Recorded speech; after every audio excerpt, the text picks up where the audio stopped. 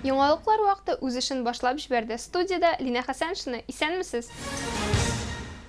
Татарстанда 1 апрельдән санитар экологик 2 айлык һәм республика күләм Эко-яз 2021 акциясе башлана. Ул территорияләрне чистарту буенча көчәйтелгән эш режимына күчүне күз алдында тота. Моның турында Татарстан хөкүмәте йортында узган брифингта экология һәм табигый байлыклар министры Александр Шадриков хәбәр итте. Министр билгеләп үтүенчә, табигатьне саклауга юнәлдерелгән чаралар уздыру гадәттән тыш фикердәшләр, яшәүчеләр, волонтерлар һәм иҗтимагый оешмалар активистлары ярдәменә мохтаҗ. Эко-яз конкурсы 2 этапта уздырылачак. Район этабы 1 апрельдән 14 майга кадәр, республика этабы 15 майдан 31 майга кадәр үтәчәк. Эко-акция нәтиҗәләре буенча иң яхшы балалар бакчасы, мәктәп, гаилә, предприятие, муниципаль берәмлек билгеле булачак. Шулай ук 1 тапкыр иң яхшы эко-двор билгеләнәчәк. Акциянең иң актив катнашучылары кыйммәтле призлар белән бүләкләнәчәк. Катнашу турында тулырак мәгълүмат министрлык сайтында 1 апрельдә урнаштырылачак. 2 айлык чорында Роспотребнадзор идарәсе тарафыннан контейнер мәйданчыкларын төзекләндерү һәм карап тотуга, физик затлар куллану процессында торак урыннарда барлыкка килгән шүпләрне чыгару вакытының ешлыгына, җитештерү калдыклары белән эш итүгә, гомуми кулланыштагы территорияләрне карап тотуга, урамнарны кышкы чистарту шүпләре белән эш итүгә, полигоннарны төзекләндерүгә һәм эксплуатацияләүгә карата санпин таләпләренең актуальләштерелгән таләпләре кулланыла башлаячак. Әлмәт районында Бөек Ватан сугышында җиңүнең 76 еллыгына һәм Татарстанда туган телләр һәм халыклар бердәмлеге елына багышланган музейлар һәм музей экспозицияләре смотр конкурсы башланды. Конкурста беренче булып Кәләй урта мәктәбендә эшләп килүче Советлар Союзы герое Никита Токарликов исемендәге хәрби музей катнашты. Әлеге тема буенча сюжет алдагы минутларда. Сугыш даны музее 1987 елда Кәләй мәктәбендә оештырыла. Музейда Советлар Союзы герое Никита Евдокимович Токарликовның батырлыгы турындагы материаллар үзәк урынын алып тора. Музейда бик күп экспонатлар тупланган. Токарликов Ирак Литва сугышларынан алып килгән җирдә саргайган хатлар да, документлар да бар. Бу безнең укучыларның ул көннәргә шул Ирак вакыйгаларга кайтып килгән кебек булуын күрсәтә. Музейда ветераннар белән очрашулар, сыйныф сәгатьләре, батырлык дәресләре үткәрелә. Мәктәптә эзләнү тикшеренү төркеме эшли. Без балалар белән авылга чыгып, авыл картлары белән очраштык, экспонатлар эзләдек. Менә шулай четерекле булды бу хезмәт. Әлбәттә, эш озак барды. Һәм менә бездә бүген шундый музей бар. Укучыларга әхлакый, патриотик тәрбия бирү өчен бу тулы бер хәзинә, хәтер храмы дип тә атарга була. Шул ук вакытта укучылар төрле экспонатларны җыеп кына калмыйча, аларның һәр кайсысының тарихын да беләләр. 1987 елны безнең музейга Токарликов килә. Ул үз куллары белән әлеге макетны ясый һәм безнең музейга бүләк итә. Шулай ук макетка туры килгән снарядлар калдыра. Шулай ук Советлар Союзы героеның эш медален дә бүләк итә. Музей ул һәрвакыт яхшы һәм кирәкле, чөнки ул кешеләргә авылыбызның үткәне, көнкүреше, мәдәнияте белән танышырга ярдәм итә. Музейлар һәм музей экспозицияләрен карау конкурсы берничә төп максатны күздә тота. Музейларда алып барыла торган эзләнү, тикшеренү, укыту тәрбия эшчәнлегенең эчтәлеген, формаларын һәм методларын камилләштерү, үсеп килүче буынга хәрби патриотик тәрбия бирү, музейлар эшчәнлеген популярлаштыру, музей эшенең иң яхшы тәҗрибәсен ачыклау, гомумиләштерү һәм тарату, шулай ук Бөек Ватан сугышында җиңүнең 76 еллыгына һәм Татарстанда туган телләр һәм халыклар бердәмлеген саклау елына багышланган тематик экспозиция булдыру. Сезнең белгәнегезчә, бездә музейлар бик күп. Мәктәпләрдә генә дә 20 музей исәпләнә. Моннан тыш бездә туган якны өйрәнү музее да бар. Риза Фәхретдин исемендәге бу музейны да беләбез.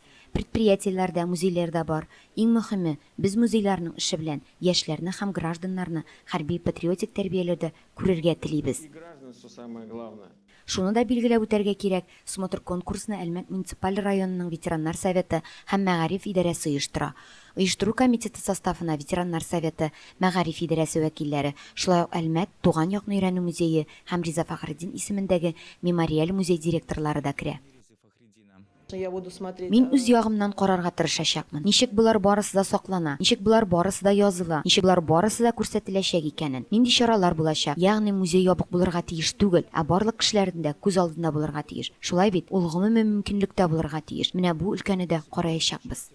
Конкурста 30дан артык музей катнаша. Иң яхшы дигән исем өчен конкурсантлар май ахырына кадәр көрәшәчәк. Илгиз Жарифҗанов, Фирая Юнусова, Рафаэль Сафин, Яңалыклар вакыты, Әлмәт Луч телекомпаниясе.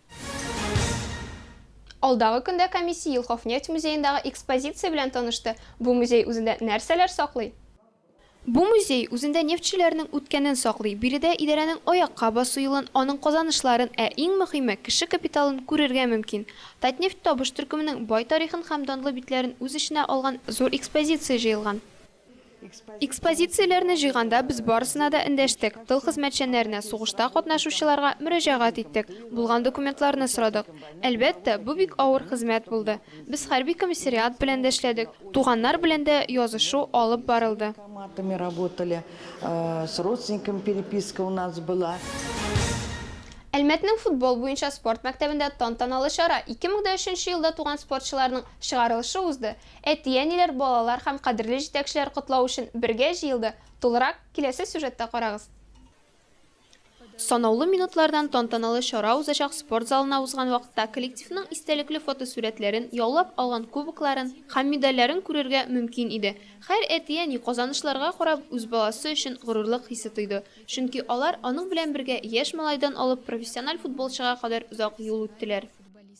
Беренче чиратта Полежаев Юрийга яратып башкарган эше өчен рәхмәт белдерәсем килә. Күңелен биреп безнең балаларыбыз белән эшләде. Аларны күп нәрсәгә өйрәтте. Ул алар өчен тренер гына түгел иде. Ул укытучы да, ата-ана да, остаз да, туган да була белде. Һәм без бу озак еллар дәвамында балаларыбызның үсүен күзәттек. Без аларны балалар бакчасына йөргән малай чакта ук монда алып килгән идек. Хәзер инде егетләр үзләренең урта мәктәпләрендә чыгарылыш сыйныф укучылары диярлек. Полежаев Юрийның балаларыбыз белән шәп шөгыльләнүенә без бик шат. Физкультура һәм туризм идарәсе башлыгы урынбасары Рамил Рәхимҗанов һәм футбол буенча спорт мәктәбе директоры Аркадий Данилов егетләрне чыгарылыш кичәсе белән кутладылар. Әлбәттә, чыгарылыш 12 ел дәвамында футболчыларны тәрбияләгән тренерның котлау сүзләреннән башка узмады. Дисциплина һәр чак беренче урында иде. Шуңа күрә, әгәр егетләргә карасагыз, алар хәзер дә шундый уялчан. Миңа аларны җибәрегез, каты тотмагыз дип әйтүчеләр дә булды. Менә шулай минем юмартлык егетләргә ярдәм итте. Бүгенге чыгарылыштан соң иманым камил, алар футбол белән аерылмаячак. Аның артыннан мактаулы бүләкләр тапшыруның дулкынландыргыч минутлары килеп җитте.